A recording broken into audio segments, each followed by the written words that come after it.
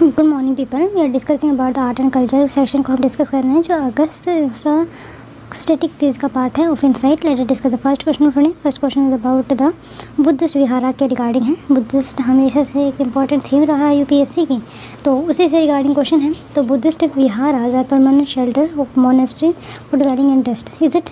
जो पहली स्टेटमेंट में बोला गया क्या बुद्धिस्ट विहार, ओके पहले मैं बता देंगे बुद्धिस्ट में दो टाइप के आर्किटेक्चर जो है बहुत ज़्यादा फेमस है। एंड ओके जो स्टाइल जो होता है बुद्धिस्ट आर्किटेक्चर का वो थोड़ा सा इस तरीके से होता है, स्तूपा सा बना हुआ होता है जो ये हमारा अपर बॉडी और ये रिप्रेजेंट करता है upper body of the Buddha itself, right. और यहाँ पे ये उनका पैर वगैरह फेस वगैरह इस तरीके से होता था। एंड ये यहाँ पे पूरा गोला जिसको हम गोपुरम से भी कह सकते हैं। तो ओके लेकिन इसके आर्किटेक्चर में दो चीज़ें बहुत ज़्यादा फेमस हैं, डेट इज चैत्य and second is viharas. Viharas वो होता है जब मान लिया जाए पूरे साल में जो भी गलत काम किया हो किसी मॉन्क ने, तो वो यहाँ पे आके इंट्रोस्पेक्ट कर सकता है खुद को। और जब वो किसी से अपने पथ पे जा रहा हो एंड उसको बाइस वगैरह है तो वो यहाँ पे ठहर सकता है। लेकिन चैत्य में ये होता है वहाँ पे पूजा स्पेसिफिकली की जाती है। एंड वहाँ पे कोई जो भी मॉन्क होता है वो अपना जो भाषण है लेक्चर है वो देता है। तो ये इसके रिगार्डिंग है, तो दोनों के बारे में पता चल गया। ओके नंबर फर्स्ट जो है बुद्धिस्ट विहारा जो है परमानेंट शेल्टर है, is it. Number second Udayagiri cave जो है कंस्ट्रक्ट की गई थी during the reign of the Ashoka. क्या जो उदयगिरी की जो केव है जो आई थिंक मेरे हिसाब से उड़ीसा में पाई जाती है, क्या ये जो है अशोका के रेन के द्वारा जो है वो बनाई गई। नंबर थर्ड कैलाश जो है लोकेटेड एलोरा में, तो अब उतने कौन से यहाँ पे सही है, सही की बात करें तो ए सही है, फर्स्ट एंड थर्ड सही है, सेकंड गलत है, वाई देख लेते हैं। उदयगिरी की केव जो है टाइम ऑफ गुप्ताज के द्वारा बनाए गए थे, तो पता होना चाहिए। नेक्स्ट क्वेश्चन पे चलते हैं। Next question is about the philosophical thought in India में during the statement regarding the Vaisheshika school. Okay हमारी जो भी देखो स्कूल जो थे पूजा करने का, जो भगवान को मानते हैं या नहीं मानते हैं, किस फॉर्म में मानते हैं, तो दो स्कूल है हमारे, एक है ऑर्थोडॉक्स एंड एक है हेटेरोडॉक्स। हेटेरोडॉक्स में आ जाएगा आपका बुद्धिज़्म, जैनिज़्म, आजीविका। ऑर्थोडॉक्स की बात करें तो समाख्या फिलोसफी, मीमांसा फिलोसफी, विशेषिका फिलोसफी, द्वैतवाद, अद्वैतवाद, वेदांता फिलोसफी के पार्ट हो जाएंगे। एंड और इसमें से दो चीज़ इंपॉर्टेंट है कि एक तो संख्या फिलोसफी कहा जाता है जिसको, and number second is the Vaisheshika philosophy that both are the part of the philosophy is that related to the materialistic point of view. तो ये पता होना चाहिए इनमें पूरे में कहा क्या गया था, तो चलो हम देखते हैं। It believe in the physically of the universe and consider with the realistic and objective philosophy to govern the universe. मतलब क्या है कि इनकी जो एक जो विचारधारा जो फिलोसफी है फिजिकलिटी ऑफ द यूनिवर्स पे बिलीव करते हैं एंड वो रियलिस्टिक एंड प्रोग्रेसिव ये है। नंबर सेकंड ये डेवलप की गई थी एटॉमिक थ्योरी के जो एटम में डेवलप की, तो अपन कौन सा यहाँ पे सही है, तो दोनों के दोनों स्टेटमेंट यहाँ पे सही है। जो वैशेषिका फिलोसफी बिलीव करते हैं physicality of the universe and consider to be the realistic and the objective philosophy that govern the universe है। द कन्नडा उन्होंने ये फिलोसफी दी थी एंड उन्होंने 5 चीज़ें बताई थी जिससे हमारा पूरा का पूरा ह्यूमन बना हुआ है। आई थिंक जैसे आकाश हो गया, जो आकाश हो गया, ट्रीज़ हो गए, फायर हो गई, वाटर हो गया, अर्थ हो गई एंड ईथर उन्होंने बोला था। बट एक लोकतावाद फिलोसफी है वो इधर को नहीं मानते बल्कि जो अदर 4 एलिमेंट है उसको मानते हैं। They argue that the everything in universe was created by the 5 element जैसे fire, air, water, earth and ether and these material element are found also called the dravya भी इनको कहा जाता है। They also argue that the relative of the many categories for example action, attribute, genus, inherent substance and distinct quality वो जो इन्हीं 5 चीज़ों से बने हुए हैं। At this school has a very scientific approach कहा जा सकता है। एंड जो आपने 9th क्लास की जो बुक देखी हुई जो फिज़िक्स की, I think I don't forget the name, जो एग्जाम्पल कनाडा से ही स्टार्ट की जाती है। जो कनाडा की जो ये फिलोसफी थी हमारा जो पूरा पंचतंत्र जो पूरा फिलोसफी है कि पंचतंत्र से हमारा पूरा शरीर बना है एंड इसी पंचतंत्र पे मिल जाना है आफ्टर द डेथ, तो ये वहीं से स्टार्ट किया गया है। एंड ये कहीं ना कहीं आज की जो फिजिकल डेवलपमेंट है, फिजिक्स की डेवलपमेंट है उसको शो करता है। They also develop the atomic theory and whole object are made up of atom. Okay, the school was responsible for the beginning of the physics in the Indian subcontinent. They consider to be the forefront of the mechanical process, the formation of the universe, right? Next question पे चलते हैं। Fatehpur Sikri, okay Fatehpur Sikri जो है बनवाया गया था अकबर के द्वारा। ये सफ़ेद पत्थरों से मिलकर बना हुआ है। नंबर थर्ड इसमें बहुत सारे चीज़ें बनी हुई हैं जैसे for example red fort of the UP में है ये। एंड ये जो है ट्रेपेजियम का ताज ट्रेपेजियम सुना हुआ था, ये उसका पार्ट है एंड यूनेस्को वर्ल्ड हेरिटेज का भी पार्ट है एंड इसको ड्रीम ऑफ अ स्टोन भी कहा जाता है। अच्छा फतेहपुर सिकरी में एक dream of the stone present है, तो वो किसको कहा जाता है? तो वो जो है पंचमहल को कहा जाता है। और जंतर मंतर भी उसके अंदर है। मीनाक्षी टेम्पल तो ओके, तो बिल्कुल ही अलग है, तमिलनाडु में लाई करता है। देन है हवा महल। हवा महल भी कैन भी, बट ये जो ऐसी चीज़ें हैं वो राजस्थान टाइप एरिया में ज़्यादा पाई जाती है। तो ऑप्शन हवा महल जो प्लेस है जयपुर में, जंतर मंतर प्लेस है दिल्ली में कह सकते हैं, and Meenakshi temple in Tamil Nadu. So here answer is the Panchmahal.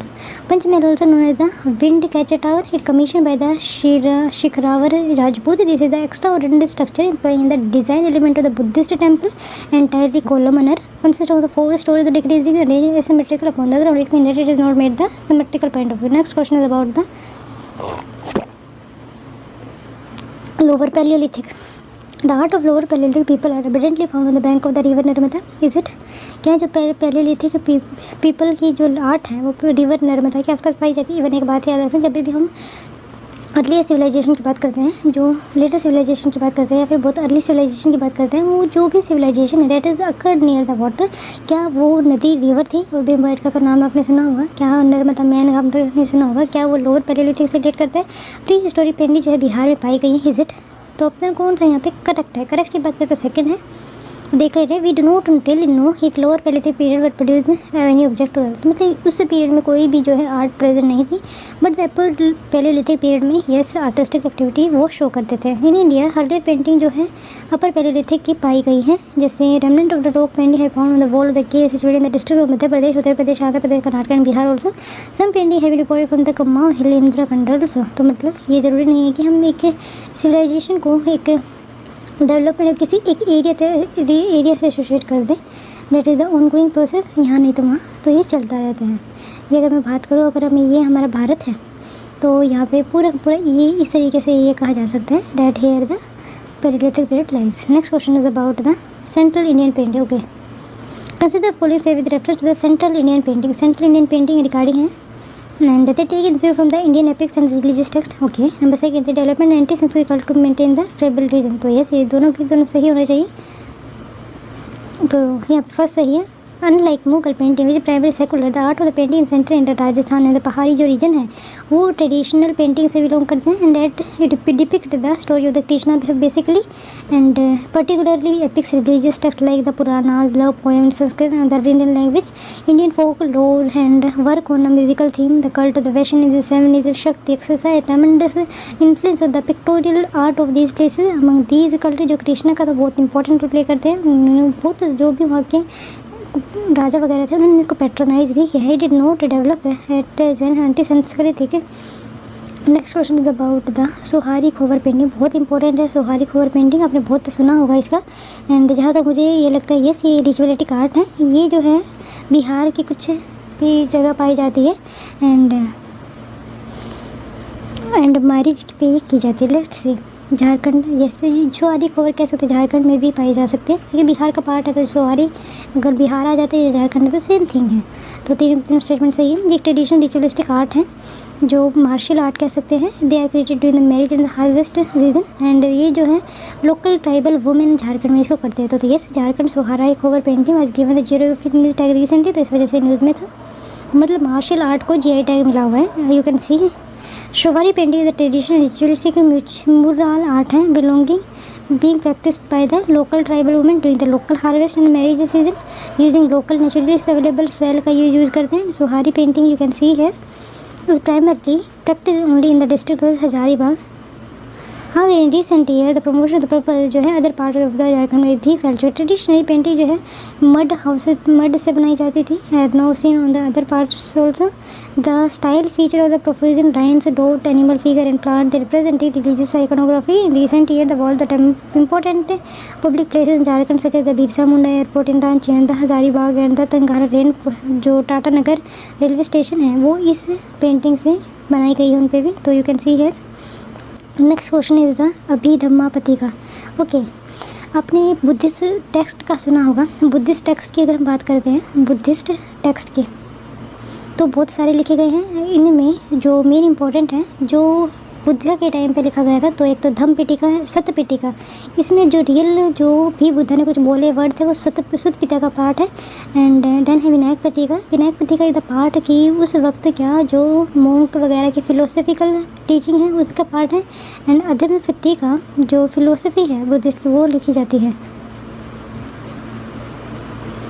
क्या क्या रूल फॉलो करने चाहिए मोंक को, ये जो है विनायक पिटका में लिखा गया है। एंड अधम्म पिटका में लिखा गया है कि जो फिलोसफी है महायान बुद्धिज़्म की तो इसमें लिखी गई है। और संस्कृत में भी बहुत सारे वर्ड लिखे, जैसे अश्वघोषा के द्वारा लिखा गया था धम्म ब्रह्मधम कुछ ऐसे ही करके, I forgot the name anyway.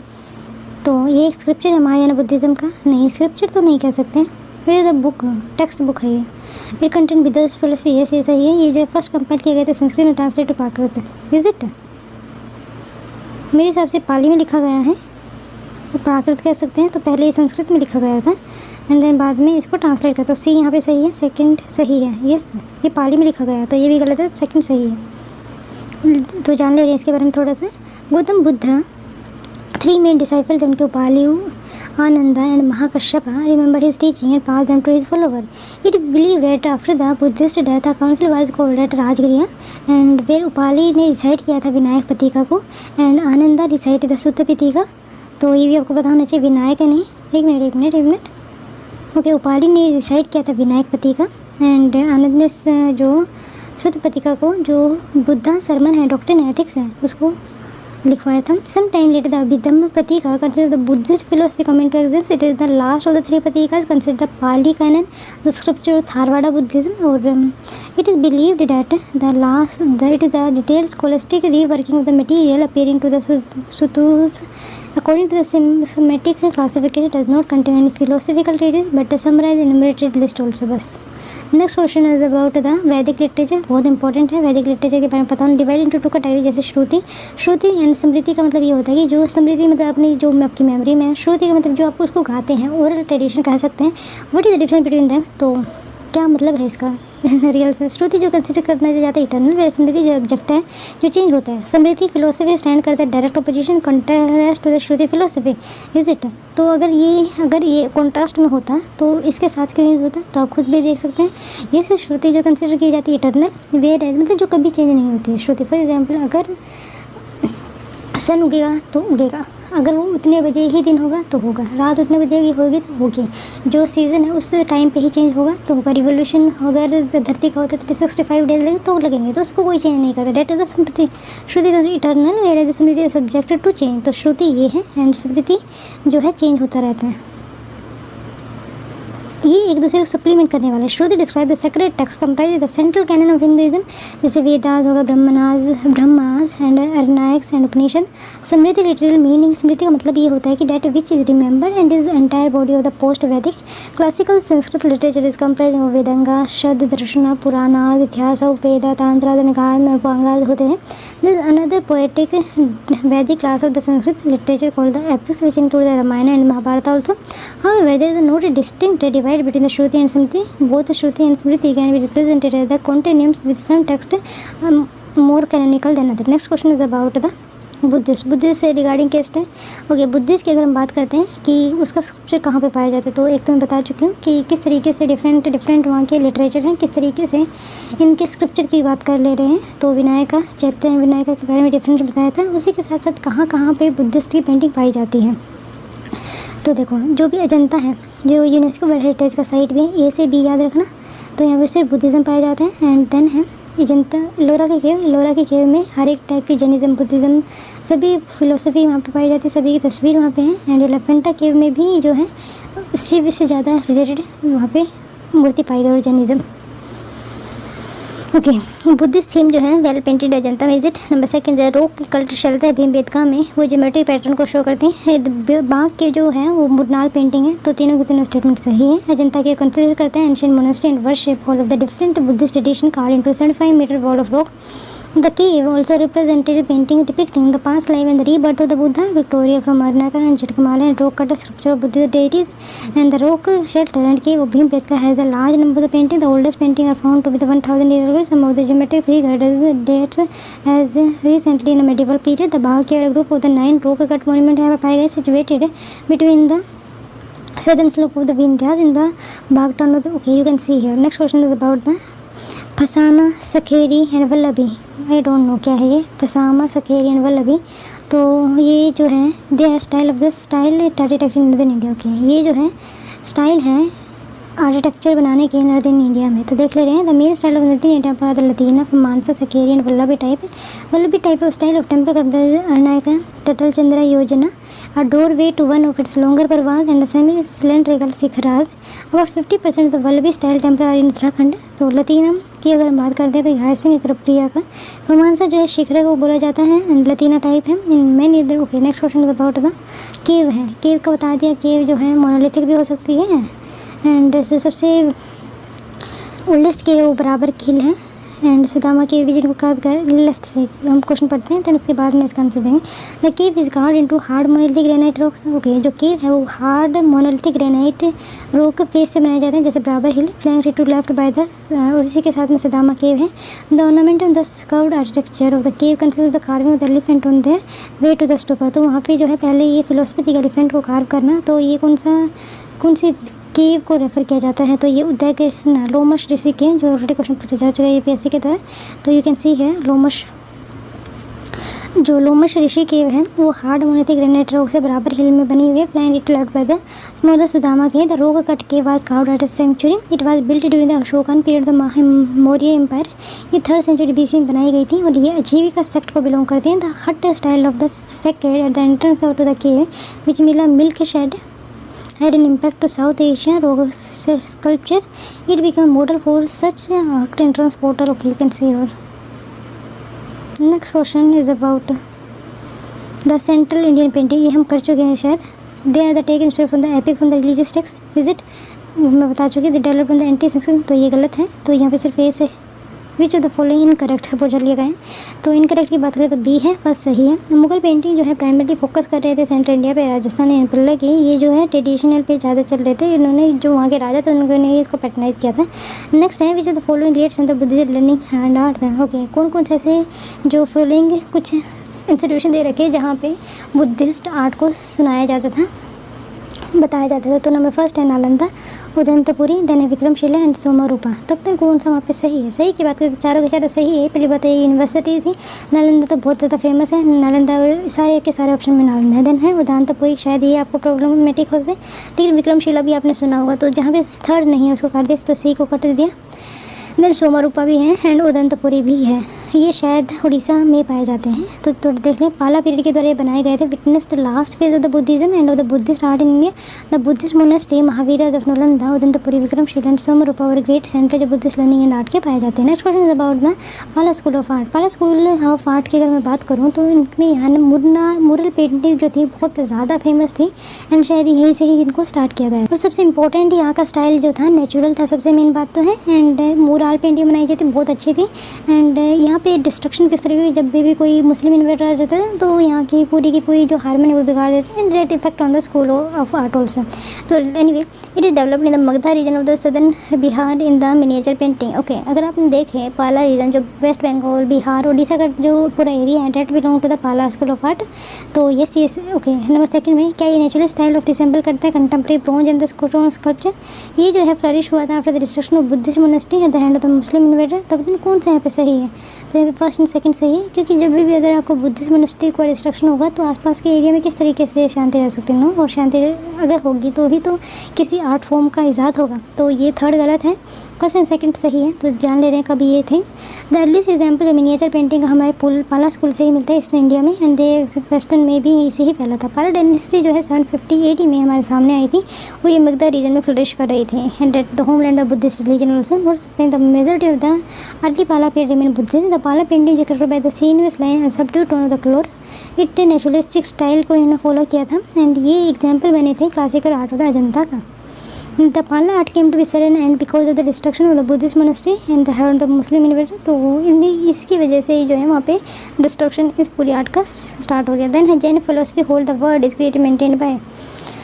Okay, आपने जैन फिलोसफी सुनी होगी। जैन फिलोसफी का मतलब ये है कि किसी को दुख मत पहुंचाइए, नॉन वायलेंस के पाथ पे चलिए। किसी को जो नॉन लिविंग है वो उसमें भी मतलब जो आत्मा होती है, जो साउल होती है, वो मानते थे। उनके हिसाब से दो तरीके की साउल होती है, एक तो एनिमिस्टिक, एक है नॉन एनिमिस्टिक। जो एनिमिस्टिक का जो नेचुरल बीइंग में रहती है, नॉन एनिमिस्टिक जो नॉन लिविंग बीइंग में रहती है। उनका जो नॉन लिविंग कैसे, जो हमारा इलेक्ट्रॉन है, इलेक्ट्रॉन का भी मूवमेंट रहता है एटम में, तो उसी को ही ये मानते हैं। तो इसमें से बताना ऐसा कौन सा द फिलोसफी है जो होल्ड करती है maintained by the universal law, number second है यूनिवर्सल ट्रुथ, यूनिवर्सल फेथ या फिर यूनिवर्सल सॉल्व। तो आप कौन से पे सही है? जो अगर आपने मेरी इस बात को ध्यान से सुना होगा सॉल्व क्यों, तो आप बता सकते हैं। तो मेरे हिसाब से डी यहाँ पे सही है। I am really sorry. तो यहाँ पे ए सही है। According to the Jain doctrine the universe and it's considered soul matter space, soul बोला जाता है। Soul matter space time and principle of motion have always existed, all considered action are governed by the universal natural laws. तो they are follower of the natural laws only. Next question is about Ajanta के। तो मैंने अजंता के बारे में बताया है। अजंता के जो है बेसिकली बुद्धिस्ट से रिलेट करती है एंड कोई और अदर रिलीजन यहाँ पे नहीं पाया जाता है। और यहाँ पर बोधिसत्व जो भी बुद्धिस्ट से रिलेटेड चीज़ें वो यहाँ पे सभी चीज़ पाई जाती हैं। तो क्या ये अद्वैनाथ कटेल टेल से जो भी कहानी है and Mahanirvana image of Buddhas and Bodhisattva यहाँ पे पाई जाती है। तो यस, तीनों की तीनों स्टेटमेंट सही है। The theme of the painting of the leave the event from the Buddha the Jatakas and Avadanas also some of the painting of the Simhala Avadana Maharaja Jatakas and the वीरूपधिनता जतकारज वो यहाँ पर पाई जाती है। The other painting important painting are the famous of Padmapani and Vajrapani also found them figures in this are painted with the considered naturalistic and there is know over stylish है। तो मतलब नेचुरल वे में यहाँ पे बनाया गया है। Next question is about the Aihole Karnataka में ये जो है इंस्क्रिप्शन है, तो उसके रिगार्डिंग क्या ये जो है डिफरेंट लैंग्वेज एंड स्क्रिप्ट में लिखा गया है। Number second they mention about the Kalidas है, they contain only about the praising of the kings. तो मतलब कौन सा यहाँ पे सही है? ये कालिदास के बारे में लिखा है। ये जो है they are written different language script बोल सके कि अलग अलग टाइम पे लिखा गया है। तो ये फर्स्ट एंड सेकंड सही है। The inscription written Sanskrit and Kannada script also and many inscriptions are found at Aihole, but the inscription which is found at the Maguti temple, जो popularly known as the Aihole inscription, which has the significance in the history of India, witness the many historical events of Chalukya. There is no mention. There is a mention that the defeat of the Harshvardhana by Pulakeshin. It means that the defeat of the Harshvardhana is defeated here by Pulakeshin. Second, there is a mention about the victory of the Chalukya on the Pallavas. Also mentioned about the shifting of the capital from the Ahil to Badami by the Pulakashi. There is a mention about the poet Kalidasa also. तो कोई बताना है कालिदास किसके poet में वो रहते थे? अगर आपने समुद्र चंद्रगुप्त सेकंड का नाम सुना होगा तो चंद्रगुप्त सेकंड में जो है कालिदास वहाँ पे रहते थे। Next question Chola age of painting. Okay, Chola age बहुत ज़्यादा फेमस है इस टाइम पे। जो मंदिर का architecture, temple architecture and art architecture of that point of time में is at the apex position. तो बताना है कौन सा यहाँ पे सही है? They were often done on the temple panels. Okay, एक बात है हम बताते हैं, जो साउथ में टेंपल का वर्क होता है वो ट्रमेंडस है, बहुत ज़्यादा वर्क है। वो स्कूल का काम करते थे, वो वाटर का प्रिजर्वेशन का काम करते थे, वो एडमिनिस्ट्रेटिव का काम करते थे। इवन जो टेंपल है वो बहुत ज़्यादा important sacred and secular things को रिप्रेजेंट करते थे इन द साउथ। तो चोला पेंटिंग क्या है, वो वहाँ पे टेंपल पैनल पे बनाई जाती थी। Number second they are shown and aspect related to the lord Shiva किजिट। Number third they avoid the depiction of the human and the plants. तो ये जो है मुस्लिम में ज़्यादा पाए जाते हैं। आई थिंक ये यहाँ पे सही होना चाहिए।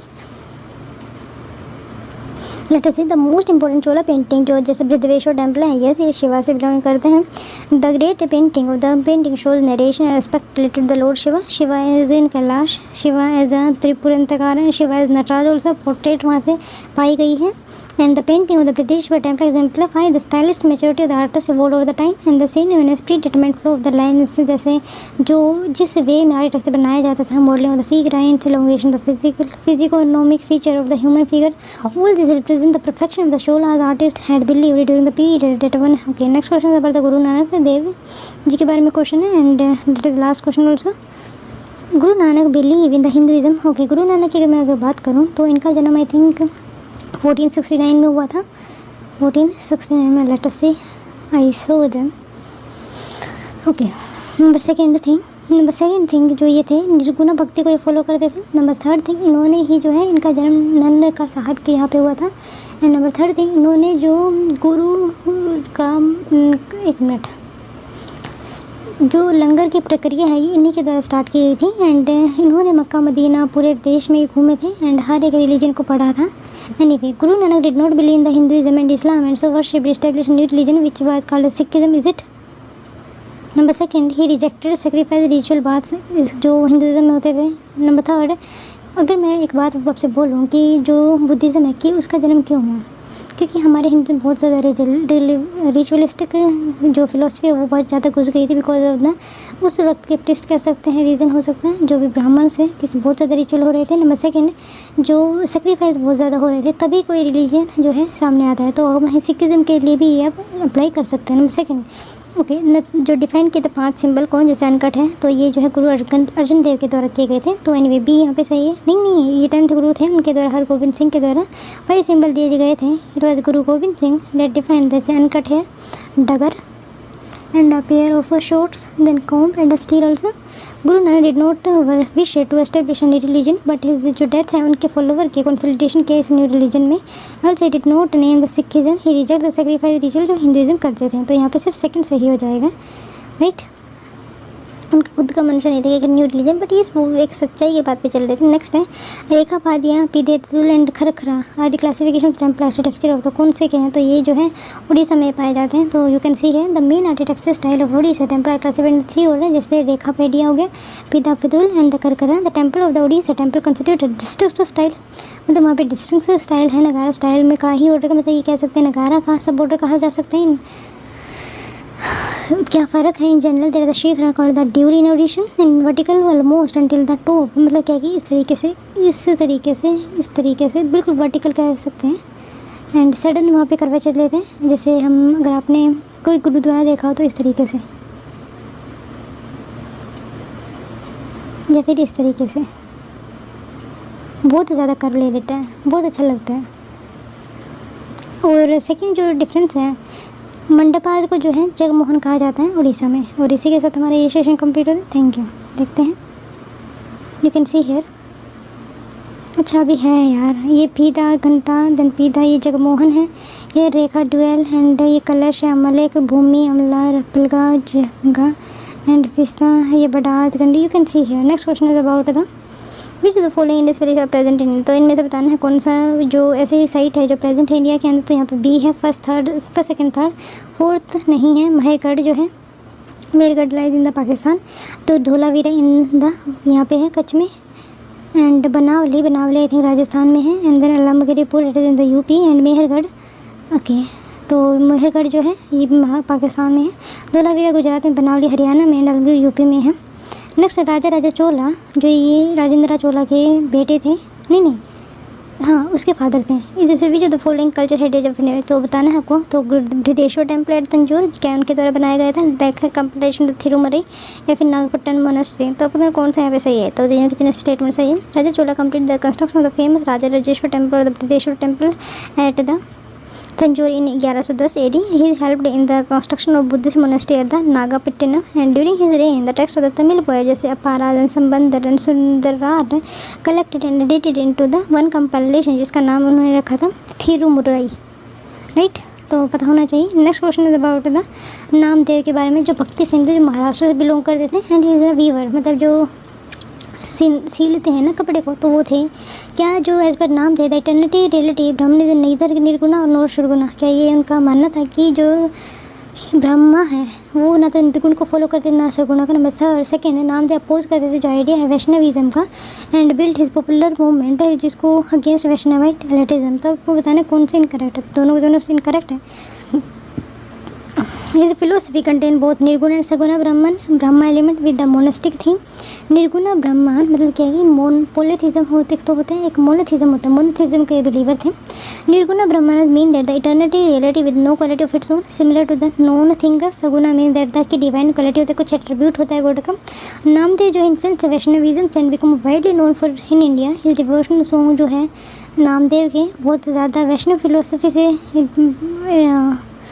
फेमिलियर थे, मतलब क्या कि उसको फॉलो करते थे। नेक्स्ट क्वेश्चन है triple headed rocket Shiva Mahesh murti can be found in the island. तो कौन सा ऐसा आइलैंड है जहाँ पे जो है शिवा के लिए बहुत ज़्यादा रोकट 3 जो उनकी आँखें हैं वहाँ पे बताई गई। तो एलिफेंटा की केव पे है, मैंने बताया भी था जो एलिफेंटा की केव है फेमस है शिव जी के लिए। Describe the masterpiece of the Gupta Chalukya art the most important scripture in the cave in the Trimurti card and leaf the back of the cave facing the entrance the north south axis में ये बनाए गए हैं। It is the known as Trimurti Shiv देशी and Mahesh महती।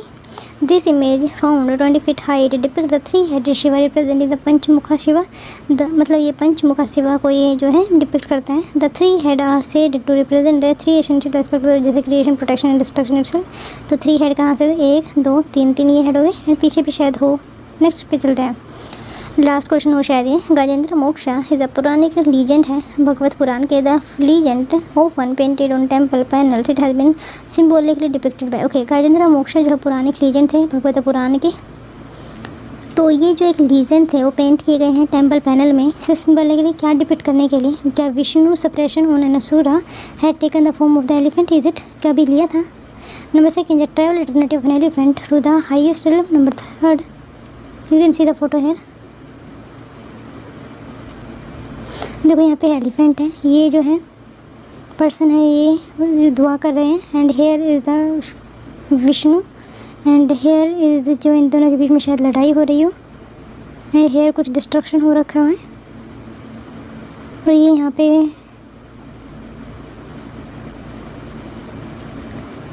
Elephant है। Anyway, number second, the traveller टर्निटी elephant की to the higher. Number third, Shiva meditate कर रहे हैं एलिफेंट ट्रंक के ऊपर। जैत का स्टोरी है एलिफेंट ट्रंक के ऊपर। तो there are the major theme Vaishnav usually painted on a temple panel, that is the Sheshanaya. Sheshanaya is the only form of the Vishnu, where he is shown depicted reclining on the Sheshnaga called the Ananta। मतलब जो शेषनाग के position में वो बैठे हुए थे उनको अनंता बोला जाता है। Narayan show the discussion between the human soul and the eternal divine. Gajendra Moksha जो है एक स्टोरी है जीवी मोक्ष की, मतलब मोक्ष को अटेंड करने की। सिंपली कम्युनिकेट की जाती है Vishnu suppression of an asura who had taken the form of an elephant. मतलब क्या है कि एक असुर थे, उन्होंने एलिफेंट के जो है रूप ले लिया था एंड इसी की गजेंद्र मोक्षा स्टोरी है। किस तरीके से उसने मोक्ष में, ऐसा माना जाता है कभी भी कोई भी पर्सन या फिर कोई भी थिंग्स भगवान के किसी भी अस्त्र से शस्त्र से मरता है तो उसको जो शुद्धि है, उसका जो मोक्ष है उसका बिल्कुल तय है। देखो एक बात हम बताते हैं आपको, कभी भी कोई भी मोक्ष है, कभी भी डेडिकेशन जो है वो किसी भी पर्सन को पसंद आता है। अगर आप डेडिकेटली कोई भी काम अच्छा या बुरा whatever the thing is continuously done at the regular basis, that shows their dedication whether the good or the bad. जब आपने इतना बड़ा काम कर चुके होते हैं, इतने डेडिकेशन कि भगवान आपको हाके मारे, तो एक ये बहुत अच्छी बात मानी जाती है। तो आप बिल्कुल एक ही दम अचानक से बिल्कुल तो मोक्ष मिलना ही होता है। It is one of the famous exploit of the god Vishnu in this period. In the episode Vishnu came down to the earth to protect Gajendra the elephant from the clutches of the makara the crocodile and with the Vishnu's help Gajendra achieved moksha और salvation and Gajendra the attend a form of life date of the god, that is मतलब क्या कि उसको स्वरूप मुक्ति मिल गई and went to the Vaikuntha with Vishnu itself, right. और इसी के साथ ये सेशन कंप्लीट होता है। Thank you.